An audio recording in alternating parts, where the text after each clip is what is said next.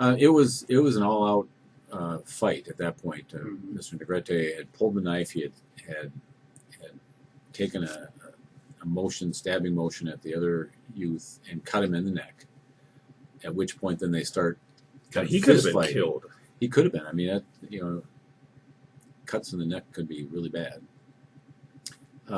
At that point, they kind of engage in more fist fighting, and the knife is laying on the ground.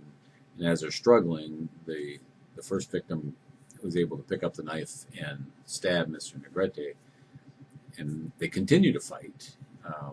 And then the group is starting to break up, and actually, Mr. Negrete actually gets on his bike and is going to start to ride away, and he literally just topples over. Hmm. And at So that loss point, of blood. loss of Yeah. blood, and at that point, some other bystanders had come up and tried to offer some emergency aid. Of course, law enforcement had been called at that point. Um, How many kids were involved in this? the number throughout the course of the night changed a little bit, but there's 5, 6-ish. And most Kids of them stood around and watched it happen. They had all kind of scattered when this last fight happened. Again, as you look, the earlier confrontations, there's a bit of a confrontation, they all scatter.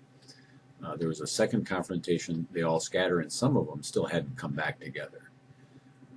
And then when the third confrontation occurred, Mr. Negrete confronts one person, the person that ultimately got cut in the neck, and they're engaged in this. That's when he says, "Give me your money, empty your pockets," and they start to fight. And some of the other folks, the other kids that were with them, started to scatter, and so it wasn't like a big brawl going on. It was just between the two. Mhm.